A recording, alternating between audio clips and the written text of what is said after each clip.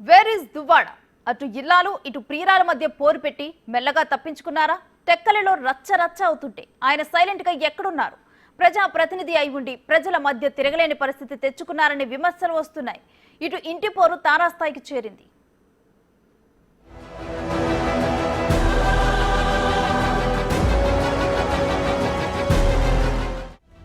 Duvvada family డ్రామాలో కొత్త మలుపు. శ్రీనివాస్ ఇంటి చుట్టూ ట్రయాంగిల్ వార్. ఇంట్లో తిష్ట వేసిన దివ్యల మాధురి. ఇంటిపై పట్టు కోల్పోయిన వాణి. ఇంటి కోసం అప్పించిన టీచర్ వార్నింగ్. మొబైల్ని నేను శ్రీని గారికి బాబా గారికి ఇద్దరికి విడిచిపెట్టే ప్రసక్తి మాత్రం ఉండదు. నా అమౌంట్ వసూల్లో తప్పనిసరిగా వాళ్ళకి పట్టుకుని నిలదీస్తాను, తీసుకుంటాను. రోజుకో మలుపుతో దువ్వాడ కుటుంబ వివాదం టాక్ ఆఫ్ ఏపీ అవుతోంది. భార్య భర్తల మధ్య గొడవగా మొదలైన ఈ ఇష్యూ ఇప్పుడు శ్రీనివాస్ ఇంటి చుట్టూ తిరుగుతోంది.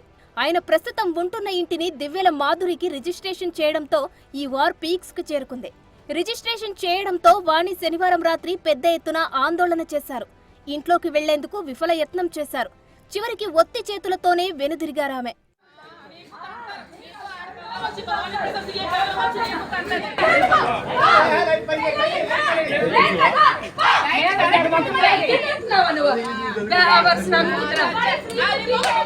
రాత్రి జరిగిన రచ్చకు మాధురి ఆదివారం ఉదయం లాయర్తో కలిసి ప్రెస్ మీట్ పెట్టారు.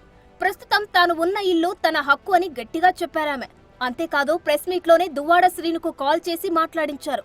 గతంలో మాధురి దగ్గర 2 కోట్లు తీసుకున్నానని, అందుకే తన ఇంటిని ఆమెకు రిజిస్ట్రేషన్ చేశానని చెప్పారాయన. ఎవరి బలవంతం లేకుండా ఇష్టపూర్వకంగానే ఆమెకు ఇచ్చేశానని క్లారిటీ ఇచ్చారు. మరి ప్రజలందరికీ నేను తెలియజేసేది ఏంటంటే, మాధురి గారికి నేను ఇంచుమించు 2 కోట్ల రూపాయలు డబ్బులు ఇవ్వాల్సినటువంటి అవసరం ఉంది. నేను తీసుకున్నాను తప్పతప్పాలుగా. గడిచిన ఎన్నికల్లో కానీ, ఇంటి నిర్మాణంలో కానీ. మా కుటుంబం వల్ల ఇప్పటికే నష్టపోయినటువంటి, జీవితాన్ని సర్వనాశనం చేసుకున్నటువంటి, కన్నవారి నుంచి అత్తవారి నుంచి ఆత్మహత్యకి పాల్పడినటువంటి మరి మాధురికి నేను అన్యాయం చేసిన వాడిని అవుతాను. కాబట్టి నేనేమైనా పర్వాలేదని ఈ ఆస్తిని నేను రిజిస్ట్రేషన్ చేయటం నా మనస్స వాచ కర్మేణ, నా మనస్ఫూర్తిగా నేను ఆమెకు ట్రాన్స్ఫర్ చేయటం జరిగింది. తన ఆస్తిలోకి అనుమతి లేకుండా ఎవరు ఇంట్లోకి వచ్చినా ఊరుకునేది లేదని వార్నింగ్ ఇచ్చారు మాధురి. ఇంటిని కబ్జా చేయడానికి వాణి ప్రయత్నం చేశారని ఆమె ప్రధాన ఆరోపణ. యాక్సిడెంట్ టైంలో బయటకు వచ్చిన వాయిస్ కూడా వాణి క్రియేషనేనని చెప్పుకొచ్చారు. నేను ఇచ్చిన అమౌంట్కి సరిపోతుందో సరిపోదో అనేది సెకండరీ. ఆ తర్వాత మేము చూసుకుంటాం. నాకు అమౌంట్ రావాలా అతనికి రావాలా అనేది మేము తర్వాత టాలీ చేసుకుంటాం. ప్రెసెంట్ నాకు ఇవ్వాల్సిన అమౌంట్కి ఈ ఇల్లు కూడా ఆక్యుపై చేసుకోవాలని చూస్తున్నారు కాబట్టి నేను నష్టపోతాననే ఉద్దేశంతో అతను నాకు రిజిస్ట్రేషన్ చేయడం జరిగింది. ఈ ఆస్తి నాకు అప్పచెప్పడం జరిగింది. మళ్ళీ ఇలాంటి కుక్కలే వచ్చి మళ్ళీ సిట్టింగ్ వేస్తే దాన్ని వెంట పడడానికి మళ్ళీ నాకు అంత ఓపిక లేదు కాబట్టి నా ఇంటికి నేను తాళాలు వేసుకోవడం జరిగింది. భయం అనేది నా బ్లడ్ లోనే లేదండి. భయపడితే నేను ఒక్కదాన్ని అక్కడ మేడ మీద ఫేస్ చేసుకొని కింద 100 మంది నేను ఫేస్ చేసుకోను.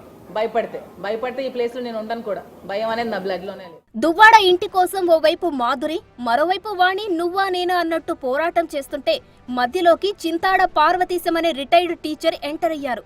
ఇప్పుడు వివాదంలో ఉన్న ఇంటి నిర్మాణానికి తాను డబ్బు ఇచ్చానని ఆయన చెబుతున్నారు. ఆ డబ్బు ఇవ్వకపోతే ఎంతవరకైనా సరే వెళ్తానని వార్నింగ్ ఇచ్చారు పార్వతీశం. ఈవేళ టెక్కల్లో ఇంతవరకు జరుగుతున్నటువంటి సంఘటన, దువ్వాడ శ్రీను వాణి మాధురి వ్యవహారం ఆశ్చర్యకరంగా ఉంది. మరి బతుకు తెరువు కోసం ఉంటామంటే నా స్థలాన్ని ఆయనకి ఇవ్వడమైనది. ఆ స్థలంపై వాళ్ళు పోరాటం చేస్తూ మరి నాకు ఒక విధంగా అన్యాయం చేస్తున్నారేమో అనిపిస్తుంది. కాబట్టి ఆ ఇల్లుకి నాకు అప్పుగా ఇంక నాకు చాలా డబ్బులు ఇవ్వాల్సి ఉంది. అరువు రిజిస్ట్రేషన్ చేశాను మానవతా దృక్పథంతో. మొబైల్ని నేను శ్రీని గారికి బాబా గారికి ఇద్దరికి విడిచిపెట్టే ప్రసక్తి మాత్రం ఉండదు. నా అమౌంట్ వసూల్లో తప్పనిసరిగా వాళ్ళకి పట్టుకుని నిలదీస్తాను, తీసుకుంటాను. వాళ్ళు తెచ్చి నేను బంధించని నా అమౌంట్ నేను వసూలు చేసుకునే ఆ దమ్ము ధైర్యము నాకు ఉందని మీ ద్వారా విన్నవించుకుంటున్నాను. నేను ప్రస్తుతం మాధురి లీగల్ గా శ్రీనివాస్ ఇంటిని సొంతం చేసుకున్నారు. ఇక వాణి నెక్స్ట్ స్టెప్ ఏంటన్నది ఉత్కంఠగా మారింది.